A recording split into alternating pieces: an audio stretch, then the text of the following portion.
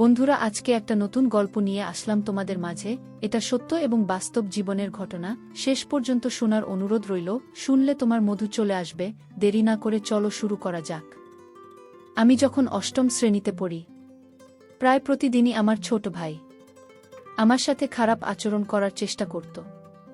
আমি তাকে অনেক বোঝাতাম, অনেক বারণ করতাম, কিন্তু সে আমার কোনো কথাই বুঝত না।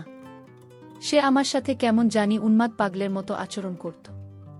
একদিন আমাদের বাড়ির সবাই আমাকে আর আমার ছোট ভাইকে রেখে সবাই বেড়াতে গিয়েছিল। আমারও পরীক্ষা ছিল, তার পরীক্ষা ছিল, যে কারণে সে আর আমি যেতে পারি নাই। কিন্তু এই সুযোগে আমার ছোট ভাই ঘরের দরজা বন্ধ করে আমার সাথে যা করল, তা শুনলে বন্ধুরা তোমাদের মাথা ঘুরে যাবে। বন্ধুরা, গল্পটি অনেক ইন্টারেস্টিং। আশা করি তোমরা পুরো গল্পটি খুব মনোযোগ সহকারে শুনবে। তবে গল্পটি শুরু করার পূর্বে তোমাদের নিকট আমার একটি ছোট্ট অনুরোধ, তোমরা অবশ্যই আমার চ্যানেলটি সাবস্ক্রাইব করে আমাকে সাপোর্ট করবে। হ্যালো বন্ধুরা, আমি রিমা। আমি যখন খুব ছোট তখন আমার বাবা মারা যায়। আমার মা অন্য আরেকজনকে বিয়ে করে সেই ঘরে আমার ছোট একটি সৎ ভাই ছিল। ছোট ভাই আমার সাথে সবসময় খারাপ আচরণ করার চেষ্টা করত। ব্যাপারটা আমার ভাল লাগত না, আর ভয়ে কাউকে কিছু বলতেও পারতাম না। আমি ব্যাপারটা আমার মাকে বলি, মা উল্টে আমায় বকা দেয়। তারপর থেকে আমি ভয়ে কাউকে কিছু বলিনি। অষ্টম শ্রেণীতে ওঠার পর একদিন বাড়িতে কেউ ছিল না। ওই সবাই দাওয়াত খেতে গেছে। সেই সুযোগে ছোট ভাই কোথা থেকে এসে আমার উপর পশুর মতো ঝাঁপিয়ে পড়ল। আমার চিৎকার দিয়েও কোনো রক্ষা হলো না। এরপর থেকে ছোট ভাই প্রায় সময় আমার উপর ঝাঁপিয়ে পড়ত, আর মাঝে মাঝে ছোট ভাই আমাকে টাকা দিত। যখন আমি ক্লাস 10-এ উঠলাম, তখন বুঝতে পারলাম আমি কনসিভ হয়ে গেছে। যখন আমি কনসিভ করি তখন ব্যাপারটা বুঝতে পারিনি। আমি আর ব্যাপারটা আরও পরিষ্কারভাবে বুঝতে পারি ক্লাস 9-এ শারীরিক শিক্ষা বই থেকে। আমার তখন মাথা ব্যথা, বমি ভাব ছিল, কিছু খেতে পারতাম না। আর ব্যাপারটা যখন বুঝতে পারে, তখন মা আমাকে জিজ্ঞেস করে, কি হয়েছে তোর? আমি কিছুই বলি না। অবশেষে মাকে ব্যাপারটা বলতে আমি বাধ্য হয়েছি। আমার মুখ থেকে মা এরকম ধরনের কথা শুনে অবাক হয়ে গেল, আর আমাকে অনেক বকাবকি করতে শুরু করল। এর আগে আমি আর আমার ভাইকে ব্যাপারটা বলেছিলাম, কিন্তু বিশ্বাসে কোনো মানে নেই নাই। মা এসব কথা শোনার পর মা আমার ভাইকেও এই ব্যাপারটা নিয়ে জিজ্ঞাসাবাদ করেন। সে উল্টো আমাকে অত্যাচার করে বলে, এটা আমার না। আমি বললাম, এত বছর ধরে আমার সাথে সম্পর্ক করলেন যে আমি সবাইকে বলে দেব সে আমাকে হুমকি দিয়েছে। বলল, তোর খবর আছে। আমিও ভয় পেয়ে যাই। এসব কথা শোনার পরও মা আমাকে অনেক মারধর করে। ব্যাপারটা গোপন রাখে বাবা ভাইদের কাছ থেকে, আর বলে, এটা কার বাচ্চা, কার থেকে পাপ আমার ছেলের উপরে ছেড়ে দিয়েছিস। আরও অনেক কথা। পরে মা বাচ্চাটা গোপনে নষ্ট করে ফেলে। তারপর আমাকে আর স্কুলে যেতে দেয় না। আমি স্কুলে যাওয়ার কথা বলে যেতে হবে না তোর স্কুলে। তারপর মা তড়িঘড়ি করে আমার বিয়ের জন্য বাবাকে বলে, বাবা তো এমনিতেই আমাকে দেখতে পারে না, তাই কোনোরকম চাইছে আমাকে বিদায় করতে, কারণ আমি তো উটকো ঝামেলা। এর মধ্যে আমার ছোট ভাই মালয়েশিয়া চলে যায়। আমি ওই সময় অনেকবার মরতে চেয়েছি, কিন্তু পারিনি। অনেক মানসিক হতাশায় ভুগেছিলাম। এরপর একটা ছেলে আসে আমাদের পাশের গ্রামে। বাবা মা কোনো খোঁজখবর না নিয়ে আমাকে বিয়ে দিয়ে দেয়। কি অদ্ভুত ব্যাপার! বিয়ের দিন আমার কপালে একটা নাকফুল জোটেনি। আমার বাবা বলেছে, পাত্রপক্ষের কাছে আমার বাবা বলেছে, আমি তার কোনো মেয়ে না। আমি তাদের বাসায় কাজের মেয়ে। তাদের বাসায় আমি থাকি। ছোটবেলা থেকেই তারা আমাকে মেয়ের মতোই দেখে, এবং এভাবেই তারা আমাকে মানুষ করেছে। আমার সৎ বাবার মুখে এরকম কথা শুনে কষ্টে আমার বুকটা ফেটে যাওয়ার মতো অবস্থা হয়েছিল। যাই হোক, শ্বশুর বাড়িতে আসলাম। একদম ভাঙাচোরা ঘর, 2টা রুম মাত্র। ঘর দেখে মাথা ঘুরে গেল। আমার বর আমাকে বিয়ে করে নিয়ে এসে কোথায় গেছে সেটাও আমি জানি না। শ্যামলা গায়ের রং বলে যা দেখলাম। আমাকে খাটের উপর বসানো হলো। আমার শ্বশুর শাশুড়ি কেউ নেই। আমার বর এতিম, তারও কেউ নেই। তার বাবা মা মারা যাওয়ার সময় এই বাড়িটা তাকে দিয়ে গেছে। তার যে জন আত্মীয় স্বজন আছে, তারা আমার বরকে পরিচয় দেয় না। আমি রাতে বরের অপেক্ষা করতে করতে ঘুমিয়ে গেলাম। সেই রাতে আসলো না, সে এলো ভরে, তাও আবার মাতাল হয়ে। সে কোনো কিছু বলা ছাড়াই মাতাল হয়ে পাগলের মতো আমার এখানে ঝাঁপিয়ে পড়ল। আমি কাঁদতে লাগলাম। কি হল আমার কপালে, সারা জীবনেও সুখ পেলাম না। পরের দিন ঘুম থেকে উঠে বাথরুম খুঁজতে লাগলাম। ঘরে আর কেউ ছিল না, তাই তাকেই দেখলাম। সে আমাকে খুব খারাপ ভাষায় গালি দিয়ে বলল, ঘুমাতে দেয়। আমিও আর কিছু বলিনি। ঘরের আশেপাশে একটা কলম ছিল না। এখন অন্যের বাড়ি থেকে পানি আনতে হয়। আমি নতুন বউ, কোথায় যাব? কিছুই চিনি না। সেদিন আমার বড়দিনের 2টা বাজে ঘুম থেকে উঠল। উঠে বলল, বাদ দাও। আমি ভাত দিলাম। তারপর তাকে বললাম, আচ্ছা বাথরুম কোথায়? সে আমাকে একটি জঙ্গলের ভেতরে নিয়ে গেল। একটি খোলামেলা বাথরুম। কি বলবো, বাড়ি থেকে অনেক দূরে একটা জঙ্গলের মতো জায়গা। রাত বিরাতে তো আসাই যাবে না, আর বর্ষার সময় ভুলেও না। তারপর সে একটা বাড়ি দেখা, ওখান থেকে পানি আনতে বলল, আর রাস্তার পাশে মসজিদের পুকুর থেকে গোসল করতে বলল। আমাকে আমার বাপের বাড়ি থেকে কেউ দেখতে আসতো না। দিন যেতে লাগল, আর তার অত্যাচার বাড়তে লাগল। অহেতুক গালাগালি করা। আমাকে বিয়ের 7 দিন পরে এদিন রাতে মারতে শুরু করল। সে মদ খেয়ে মাতাল হয়ে আসছে। সে সময়টা কি জঘন্য সময় ছিল বন্ধুরা, তোমাদেরকে বলে বোঝাতে পারব না। খুব লজ্জা লাগত। অন্যের বাড়ি থেকে পানি আনতে যেতে, তারপর পুকুরে গোসল করতে হতো। আমি 2 দিনেও গোসল করতাম না, লজ্জায়। আর এভাবে খোলামেলা পরিবেশে আমার গোসল করে তো অভ্যাস নেই। আর রাতের বেলায় বাথরুমে যেতাম না। বাথরুমে না যাওয়ার জন্য একদম কম খেতাম। আর তার তো কোনো খবরই থাকত না। সে ঠিকমতো কাজও করত না। একদিন বাজার আনলে 10 দিন আনত না। বিয়ের 1 মাস পর আমাদের বাড়ি যায়। গিয়ে মাকে জড়িয়ে ধরে কান্না করি। আর মা আমাকে বলল, এত ধম করতে হবে না, অনেক ঠম করেছ বাড়িতে। একদিন থাকার পর বাবা বলল, কি রে, যাবি না? বিয়ে দিয়ে দিয়েছি, এখানে কি? শ্বশুর বাড়ি যা। তাদেরকে আমি সবকিছু খুলে বলার পরেও তারা আমাকে কোনোভাবেই বিশ্বাস করতে পারছে না। আরও আমাকে বিভিন্নভাবে তিরস্কার করতে শুরু করল। তারপর আমার হঠাৎ বলে উঠল, বিয়ে দিয়েছি, এটাই অনেক। তারপর মাকে বললাম, মা, ওমা, আমি তো তোমার মেয়ে, কেন আমার সাথে এমন করলে তুমি? মা বলল, পেট বাঁধানোর সময় মনে ছিল না। আমি এটা বলতে পারলাম না যে বাহিরের মানুষ না, ঘরের মানুষই এই কাজ করেছে। এরপরও সব মেনে নিলাম, আর নিজেই যুদ্ধ শুরু করলাম। শ্বশুর বাড়িতে এলাম, মনোবল আরও শক্ত করলাম। এখানে আমাকে থাকতে হবে। কিন্তু বর প্রতি রাতে মদ খেয়ে মাতাল হয়ে আসত। বিয়ের 1 মাস পর চালের কথা বললাম। ঘরের চাল ডাল কিছু ছিল না। চালের কথা বলার সাথে সাথে মারত, বলতো কাজ করে থাকা। আমি বিয়ের 1 মাস পর থেকেই মানুষের বাড়িতে কাজ করতাম। তারা যা দিত, চাল ডাল, তাই খেতাম। আমার মা আমার একবারও খোঁজ নেয়নি। মানুষের ধান ছাড়া বাড়ি ঘর মুছে, এক কথায় দাসীর কাজ করতাম।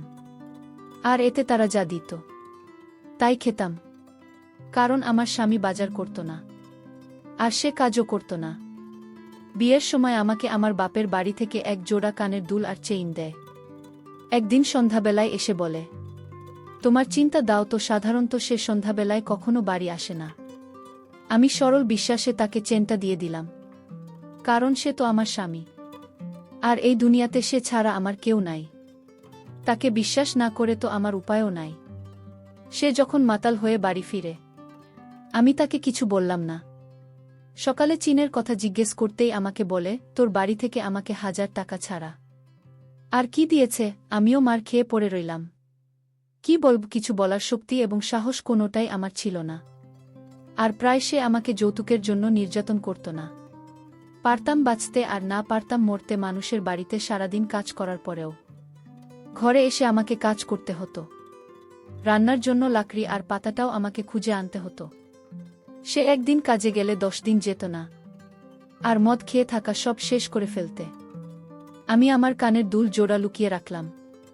এরপর একদিন রাতে সে একটা বন্ধুকে নিয়ে আসে। সাথে তারা খাওয়ার জন্য কত কি আনে, আমিও খেললাম। আমার খুব মজা লাগল। কিন্তু এর কিছুক্ষণ পরেই আমার খুব ঘুম আসলো। ঘুম থেকে উঠে অনুভব করলাম আমার শরীরে খুব ব্যথার জন্য উঠতেও পারছিলাম না। আর সেদিন কাজেও গেলাম না। মানুষের বাড়ি থেকে খাবার পানি আনতে গেলে তারা অনেক রকম কথা বলতো। অনেক সময় কলে তালা মেরে দিত। তারপর নানা রকম কটু কথা বলতো। আর সবাই আমাকে নিয়ে অনেক আফসোস করতে। সবাই আমাকে নিয়ে আফসোস করত। আর বলতো, কি সুন্দর একটা মেয়ে, অথচ একটা মদখোর গাঁজাখোরের সাথে বিয়ে হয়েছে, মেয়েটার দুর্ভাগ্য বটে। আমার বরকে এলাকার সকলেরই মনের মতো ঘরমদি বলে ডাকত। আমার বরের নাম ছিল মতিন, কিন্তু কেউ তাকে মতিন বলে ডাকত না। সবাই তাকে মদখোর মতি বলে ডাকত। এলাকার সবাই তাকে মুখ্যমন্ত্রী হিসেবে চিনে। যাই হোক বন্ধুরা, সেই দিন রাতে তার বন্ধুকে নিয়ে আসার পর আমি জানি না আমার সাথে কি হয়েছিল, কিন্তু আমার শরীরের সকালে ঘুম থেকে উঠে প্রচুর ব্যথা হয়েছিল। মনে হয়েছিল আমার সাথে ভিন্ন রকম কিছু হয়েছে। তারপর থেকে প্রায় সময় আমার বরের সেই বন্ধুটা আসত। আর সে যেদিন আসত সেদিন আমার খুব ঘুম আসত। তো একদিন সন্ধ্যাবেলায় আমার বরের বন্ধুরা আমার ঘরে আসে, আমাকে খুব খারাপ আচরণ করার চেষ্টা করে। সেটা আমি আবার আমার বরকে বলি। তখন বরের বন্ধু আমায় উত্তর দেয়, প্রতিদিন তো আমি তোমার সাথে এসব করি, তুমি আর কি বুঝতে পারো না? কারণ তুমি ঘুমের মধ্যে থাকো, তখন সমস্যা হয় না। আমি আমার বরের বন্ধুর মুখ থেকে এসব কথা শুনে খুব ঘাবড়ে গেলাম। আর বললাম, এসবের মানে কি? আপনি এসব কি বলছেন? তারপর বরের বন্ধু আমার বরের সামনে খুব বাজে, খুব নোংরা আচরণ করার চেষ্টা করছে। আমার বর এসব কিছু দেখার পরেও তাকে কিছু বলছে না। তখন আমার চোখ দিয়ে আপনা আপনি জল বেরিয়ে আসছে। তারপরেও আমার স্বামীকে আমি বললাম, দেখো, এই লোকটা তোমার সামনে আমাকে আমার সাথে কি রকম নোংরা আচরণ করার চেষ্টা করছে। তুমি একটা কিছু বল। আমি কাঁদলে আমাকে অনেক মারে। আর বলে সে এমনি এমনি আমায় স্পর্শ করে না, তার জন্য নাকি আমাকে টাকা দেয়। এরপর থেকে বন্ধুটি প্রায় আসত। আমি কোনো রকম প্রতিবাদ করলে আমার স্বামী আমার কোনো কথাই শুনল না, বরং উল্টো আমাকে মারধর করতে শুরু করল। তারপর হঠাৎ আমার বরের বন্ধুর মুখ থেকে কথাগুলো বেরিয়ে আসলো। আমাকে বলল, সুন্দরী মা, তোমার বর প্রতিদিন তোমাকে টাকার জন্য মারধর করত। তোমার বর মদ খাওয়ার জন্য টাকা পেত না, আর এজন্য আমি তোমার বরকে প্রতিদিন টাকা দিতাম। কিন্তু তোমার বর আমার টাকা পরিশোধ করতে পারত না, বিধায় তোমাকে দিয়ে আমি তার রসুল নিতাম। আর সবচেয়ে বড় কথা হলো, রিমা, তোমাকে দেখে আমার খুব মায়া লাগত। তো এই জন্যই তোমার বরকে আমি টাকা দিতাম, বিনিময়ে তোমার কাছ থেকে আমি একটু সুযোগ সুবিধা নেওয়ার আশায়। তুমি এমন করো কেন রিমা? একটু মজা করি তো চলে যাব। আমার তো আর কোনো উপায় ছিল না। তারপর আমার বাধ্য হয়ে তার সাথে এসব করতে হয়েছে। আমাকে কিছুদিন পর দেখলাম আরও নতুন নতুন লোকের আমদানি বিষয়। আমার কাছে খুবই খারাপ লেগেছিল, কিন্তু আমার তো আর কোনো উপায় ছিল না। বাধ্যতামূলক হয়ে আমি ভিন্ন জগতের প্রতীক হয়ে গেলাম। মানুষ থেকে মানুষে পরিণত হলাম। আমাদের বাড়ি ছিল গভীর জঙ্গলের ভিতরে। প্রতিদিন আমাদের ঘরে নতুন নতুন মানুষ আসত। ভিন্ন রূপে অনেক টাকার ছড়াছড়ি হতো আমার ঘরে। তারপর আমায় আমার বর বলল, এভাবে টাকা জমালে আর 1 বছরের মধ্যে টাকা জোগাড় হয়ে যাবে। সেদিন নিজের উপর অনেক ঘৃণা চলে আসলো। তা বলার মতো না। এরকম অমানবিক নির্যাতন কত সহজে করা যায়। প্রতিদিন 4 থেকে 5 জন হায়না রূপে আমাকে আক্রমণ করে। মনের দুঃখে ঘৃণা আমি তাদের এখান থেকে চলে আসলাম। আমার বাড়ির পাশে এক চাচির অনেক অসুখ থাকায় তাদের বাড়িতে রাখতে থাকি। সেই রাতে আমার ঘরে গ্রামে চেয়ারম্যানের লোক এসে আমার বরসহ সবাইকে ধরে নিয়ে যায়, আর জুয়া খেলার জন্য সবাইকে অনেক মারে। সেটা আবার আমি শুনি। চেয়ারম্যানের লোকেরা যখন তাকে ধরে নিয়ে যায় আর মারে, তখন আমি চেয়ারম্যানের কাছে ছুটে যাই। চেয়ারম্যান টাকা চায় আমার কাছে। আমার বরের বন্ধুদের ছেড়ে দেয়, কারণ ওরা চেয়ারম্যানকে টাকা দিয়ে দেয়। আমার কাছে 5,000 টাকা চাইল, কিন্তু আমার কাছে তো এত টাকা নাই। এরপর আমার কানের দুল বেচে টাকা দিয়ে তাকে ছাড়াই, কারণ শত হলে তো আমার স্বামী, সে ছাড়া তো আমার এই জগতে আর কেউ নেই। মার খাওয়ার পর সে বেশ কিছুদিন অসুস্থ ছিল। ভাল হওয়ার পর চেয়ারম্যান খবর পাঠায়, বলে তোর বুকে কিছুদিন আমাদের কাছে পাঠা, তোকে টাকা দেব। এরপর আমার বর আমাকে চেয়ারম্যানের কাছে পাঠায়। খুব লজ্জার বিষয়, চেয়ারম্যানের কাছে 2 দিন ছিলাম। এরপর ওখান থেকে এসে বলি, তোর সাথে আর সংসার করব না একই কথা বলে আমি রাগে ক্রোধে বাপের বাড়ি চলে আসলাম। তাই 2 বছর পর বাপের বাড়ি যায়। যাওয়ার সময় খালি হাতে যায়। টাকা ছিল না। নাস্তা পানি কোথা থেকে নেব? এরপর মা আমাকে দেখে এক প্রকার তীরে আসলো। কিছু বললাম না। গিয়ে দেখি আমার বড় ভাই বিয়ে করেছে। তার বউ আবার গর্ভবতী। সে আমার মাকে জিজ্ঞেস করছে। মা ওকে তো আমার মা উত্তর দেয়, আমাদের ঘরে কাজ করত। মা আমাকে নিজের মেয়ে বলে পরিচয় দেননি। এরপর মা আমাকে বলে, দুপুরে খেয়ে যাবি নাকি? এখনই যাবি? আমি আর কিছু বলিনি। শ্বশুর বাড়ি চলে আসি। আসার পর বর আমাকে খুব মারে আর বলে, মাত্র জায়গা দিল না, গেলে কেন? আরও বলল, আমার ঘর ছাড়া তোর আর কি কোথাও জায়গা হবে? আরও অনেক বাজে বাজে গালাগালি করল। সে রাতে মরতে চেয়েছি, কিন্তু সাহস পাইনি। গ্রামের মোটামুটি সবাই আমাকে খারাপ বলতো, তেমন কেউ মিশতে চাইত না। আর এদিকে আমার বর বাড়ি বন্ধক দিয়ে জমিদারের কাছ থেকে টাকা এনেছিল 80,000। জমিদারের লোকেরা আমাকে অনেক গালিগালাজ করে গেল আর বলে গেল, খুব তাড়াতাড়ি হলেও টাকা পরিশোধ করে দিয়ে দিতাম, নইলে তারা তোমাদের বাড়ি দখল নেবে।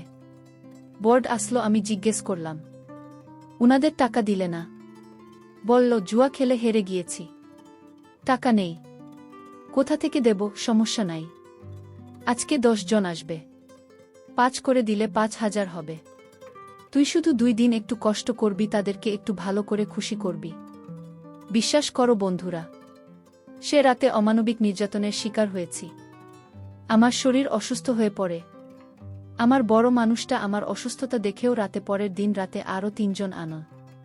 তারা কোনো কিছুই মানল না।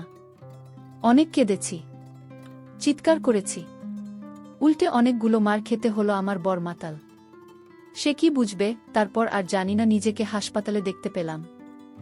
এক আয়া বলল, আমাকে নাকি ভোর 4টা বাজে হাসপাতালে এনেছে।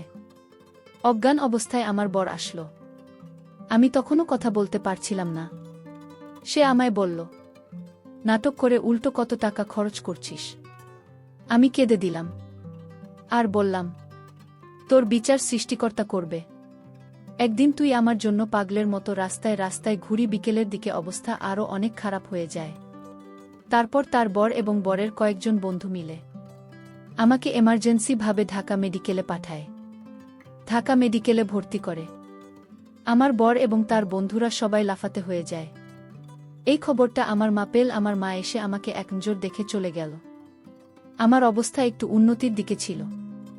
ঢাকা মেডিকেলে আর এদিকে আমার বর এবং বরের বন্ধুরা ভেবেছিল যে হয়তো আমি মারা যাব, যে কারণে আমার বর এবং বরের বন্ধুরা আর আমার সাথে কখনো দেখা করেনি এবং তারা সকলেই পালিয়েছিল।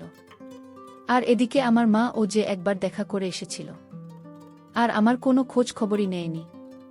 এভাবে ঢাকা মেডিকেল দীর্ঘ 1 মাস থাকার পর আমি আস্তে আস্তে একটু সুস্থ হতে শুরু করলাম। সৃষ্টিকর্তার এক বিশেষ কৃপায় আমি আস্তে আস্তে পরিপূর্ণ সুস্থ হয়ে উঠলাম।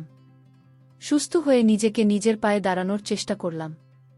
নতুন করে জীবনটা সাজানোর চেষ্টা করলাম। সম্পূর্ণরূপে ভুলে গেলাম আমি আমার অতীত। কিন্তু ভাগ্যের কি নির্মম পরিহাস, আমার এরকম দুর্ঘটনার পর দীর্ঘ 3 বছর অনেক কঠোর পরিশ্রম করি। পরিশ্রম করে আস্তে আস্তে আমার অবস্থা উন্নতি করে ফেলি। ঠিক তেমন সময় আমি একটি এরকম সংবাদ শুনলাম, যা শোনার পর আমি আনন্দে নাচতে শুরু করলাম। কারণ আমার স্বামী একটা ভয়াবহ অ্যাক্সিডেন্টে তার সমস্ত দেহ ক্ষতবিক্ষত হয়ে রাস্তায় পড়ে আছে। তার প্রতি আমার মনের ভিতর এমন এক ঘৃণার জন্ম নিয়েছিল, আমি তার লাশটা পর্যন্ত দেখতে যাইনি। একা জীবন, একা কর্ম, একাই সব কিছু। ভালো আছি, অনেক ভালো আছি বন্ধুরা। আমি এখন অনেক সুখে আছি। যে সুখের কোনো সীমা নেই। এরকম পাষণ্ড স্বামী থাকার চেয়ে একা থাকাই উত্তম। বন্ধুরা, গল্পটি থেকে তোমরা কি বুঝতে পারলে আমাকে অবশ্যই তোমরা কমেন্ট করে জানাবে। বন্ধুরা, আজকে এই পর্যন্তই। আবারও আসব তোমাদের মধ্যে নতুন কোনো ভিডিও নিয়ে। ভিডিওটি যদি তোমাদের ভালো লাগে তাহলে একটি লাইক দাও। প্রতিদিন আমি তোমাদেরকে একটা করে নতুন গল্প উপহার দিব। তাই তোমাদেরকে অনুরোধ করে বলছি, তোমরা যদি এরকম ধরনের ইন্টারেস্টিং গল্প পেতে চাও তাহলে দয়া করে আমার চ্যানেলটি সাবস্ক্রাইব করো। পরিশেষে তোমাদের সকলের সুস্বাস্থ্য কামনা করি। ভিডিওটি দেখার জন্য তোমাদের সকলকে অসংখ্য ধন্যবাদ।